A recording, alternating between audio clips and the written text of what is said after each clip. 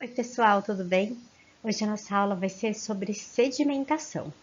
Mas antes de começarmos, vamos relembrar o que a gente já viu? Nós começamos o nosso curso falando sobre operações unitárias. Nós vimos que elas são equipamentos em que não ocorre reação química. Depois nós classificamos as nossas operações unitárias de três maneiras, como transferência de quantidade de movimento, quando a gente precisa de uma força externa para ela se movimentar, como transferência de calor quando a gente tem diferença de temperatura e de transferência de massa, quando o movimento ocorre através da diferença de concentração de alguma coisa. Mas nós vimos que para a gente escolher o tipo de operação unitária, a gente precisa conhecer o nosso sólido. Então, nós fizemos a classificação dos sólidos. Nós fizemos a distribuição granulométrica, calculamos o diâmetro médio de várias maneiras, estudamos sobre porosidade, esfericidade, além de outras características do sólido. Depois nós fizemos duas aulas sobre filtração. Nós falamos sobre o projeto de filtração e depois como é que o filtro pode ser operado, quais as condições e como que a gente determina as condições de operação depois que esse filtro já está construído. E na aula de hoje, nós vamos estudar sobre sedimentação. Essas duas operações unitárias que a gente estudou e vai estudar hoje, elas são transferência de quantidade de movimento. Por quê? Porque a gente precisa de uma força externa para que ela ocorra. Vamos ver a sedimentação também? Quando nós falamos sobre filtração, eu falei para vocês da diferença entre sedimentação e filtração. Que na filtração a gente tem o meio filtrante, no qual o líquido passa por ele e o sólido fica preso. Então, o que se mexe é o líquido, não o sólido. E na sedimentação a gente tinha a movimentação do nosso sólido. Quando a gente estuda no laboratório sedimentação ou decantação, a gente estuda muitas vezes a separação líquido-líquido. Então, a gente tem líquidos com densidades diferentes e ocorre essa separação. Na aula de hoje, nós vamos estudar a sedimentação dinâmica de sólido-líquido. Então, é uma operação unitária de separação. Essa separação utiliza a força da gravidade, por isso a gente precisa que as nossas partículas tenham densidade superior à da solução, para que ela possa ser decantada e armazenada no que a gente chama de zona de armazenamento. A gente utiliza para isso um equipamento chamado de sedimentador. O sedimentador é um equipamento como esse aqui, mas antes de explicar o sedimentador, eu quero falar duas coisas importantes. O que a gente obtém nesse processo de separação? A gente obtém aqui um líquido mais limpo, que a gente chama de clarificado, e a gente tem também um concentrado com alto teor de sólido, como um lodo mesmo que a gente tem ali com uma alta concentração desse material sólido. O nosso objetivo pode ser um, o outro ou os dois, dependendo do processo. Eu falei para vocês que para ocorrer a separação por sedimentação, a gente precisa que as partículas tenham uma densidade maior do que o nosso líquido. Então, a gente precisa que essa nossa suspensão ela tenha uma concentração de sólido superior a 40%. É claro que se a gente estiver falando de uma pedrinha que vai decantar, né, que a gente vai jogar e vai decantar, a gente não precisa de uma alta concentração. Mas quando a gente está falando de uma mistura, uma suspensão, né, sólido-líquido, a gente precisa que essa concentração seja maior que 40%. Mesmo assim, nem sempre a gente consegue a separação por decantação. Tem vezes que a gente vai precisar utilizar um outro equipamento, como a centrífuga, que vai forçar essa separação. Então, a centrífuga nada mais é do que um processo de separação por sedimentação, onde a gente utiliza não a força da gravidade, mas sim a força centrífuga e centrípeta ali. Ok? Vou mostrar para vocês, antes de falar sobre esse desenho, um outro desenho para explicar melhor depois desse aí.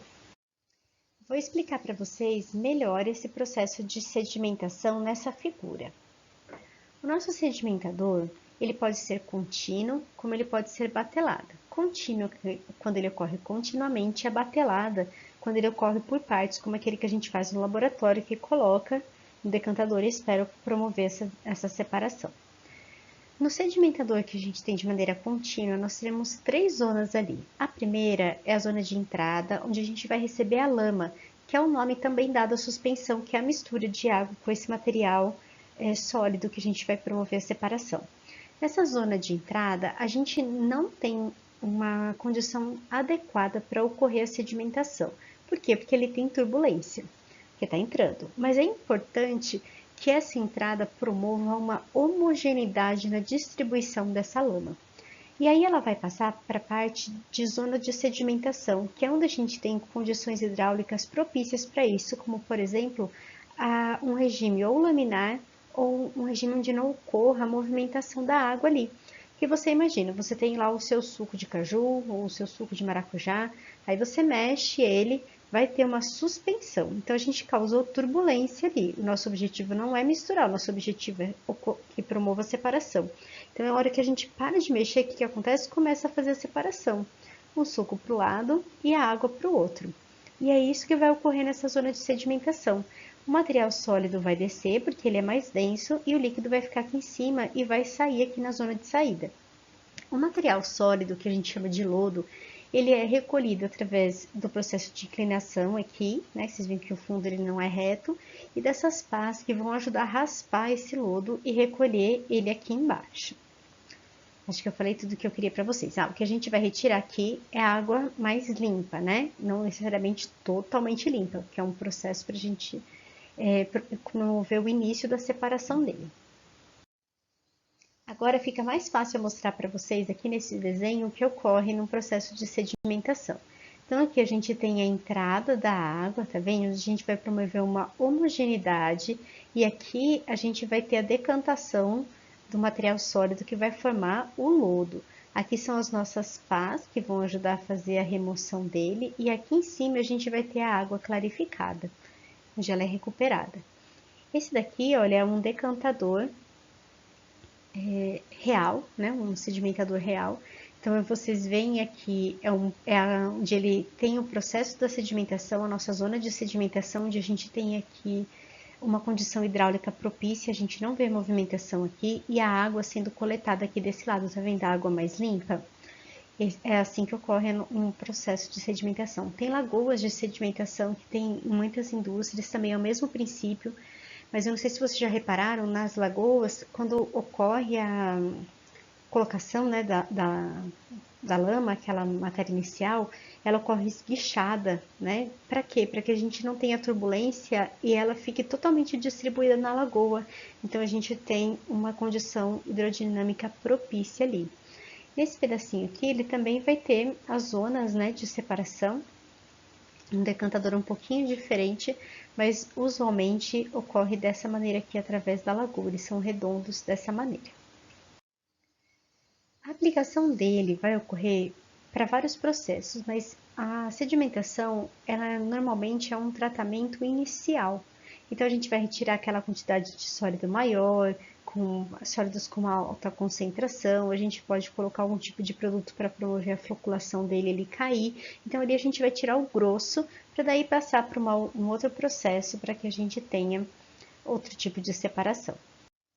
Agora eu vou falar para vocês sobre as classificações da sedimentação. Nós temos 4 tipos de processo de sedimentação. O primeiro é a sedimentação discreta. Neste caso, as partículas elas se comportam como entidades individuais. O que é isso? A hora que elas sedimentam, uma não interfere na outra, como por exemplo uma remoção de areia. A hora que ela desce, elas descem independentes uma da outra. Isso costuma acontecer quando a gente tem baixa concentração de sólido.